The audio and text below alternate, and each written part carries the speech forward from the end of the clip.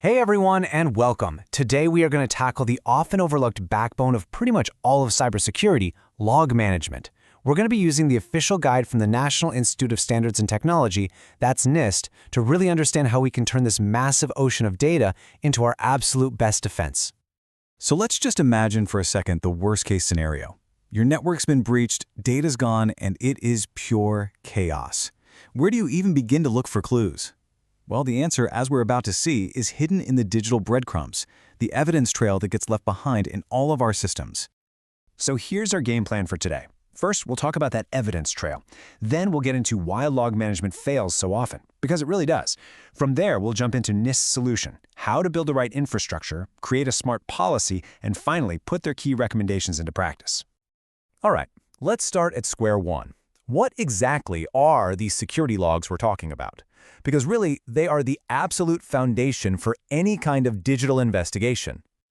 And just so you know where we're getting our information, it all comes directly from this document right here, NIST Special Publication 892. This isn't just some theory from a blog post. This is the authoritative guide from the U.S. government's standard-setting agency for technology. You know, this is the real deal. So, what is a log?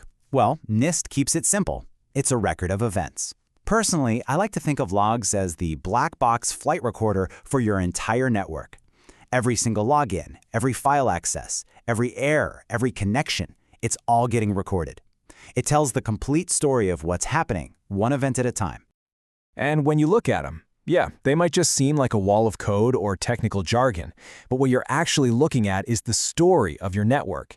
Every single one of those lines is an event, a user logging in, a program accessing a file, or maybe, just maybe, a potential threat trying to get in. And this brings us right to the core problem. You know, having logs is one thing, but actually using them effectively, that is a whole different ballgame. That's where most organizations really struggle. It is so easy to just drown in the sheer volume of data.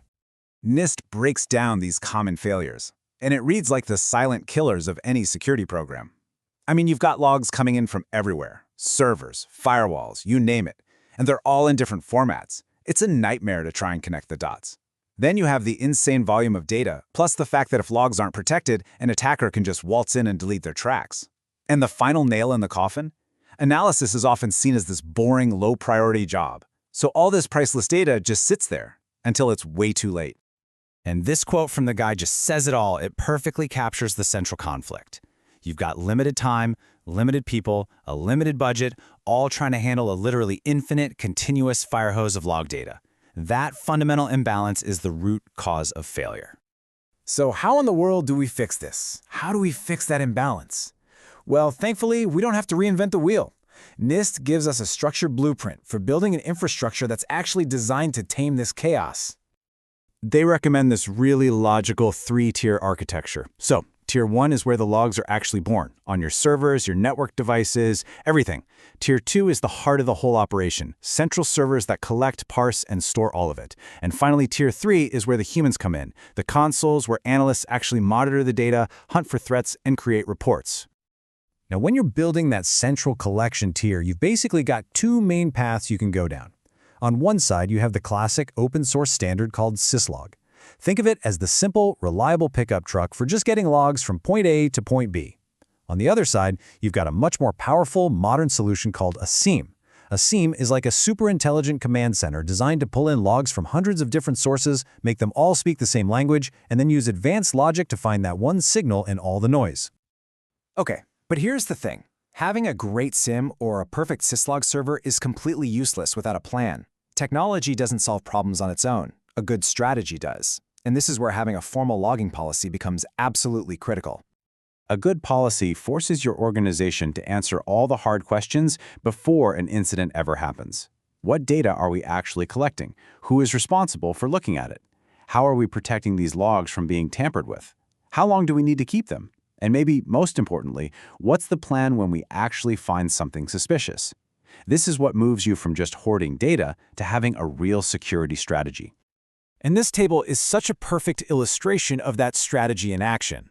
Your logging policy cannot be one size fits all.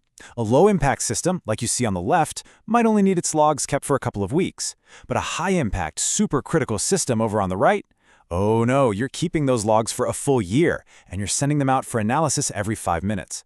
The policy has to adapt to the risk. Okay, we've covered the problem, the infrastructure, and the policy. So now, let's bring it all home.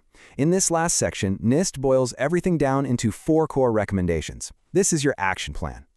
First, and you could argue most importantly, get it in writing. This isn't just about technology, it's about organizational commitment. A formal policy that's supported by management gives your security team the authority and the backing they need to actually do their job. Without this foundation, the whole thing is just built on sand. Second, you have to be absolutely ruthless about prioritization. The goal isn't to log everything, it's to log the right things.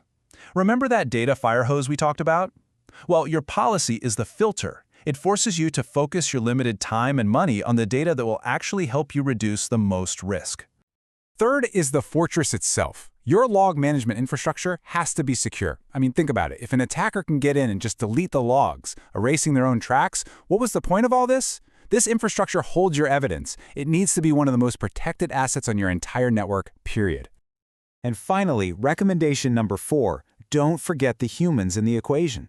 You can have the best, most expensive technology in the world, but if your staff isn't trained to use it, it's just a very expensive box with some blinking lights. Providing proper training, documentation, and the right tools, that's not a nice-to-have. It's absolutely essential for seeing any real return on this investment. So, we'll end with this question to think about. Your organization, right now, is generating an avalanche of log data every single day. So after everything we've covered from the NIST guide, you have to ask yourself, is all of that data just expensive, useless noise? Or, with the right infrastructure, the right policy, and the right people, is it actually your single most powerful tool for defense? The choice is yours.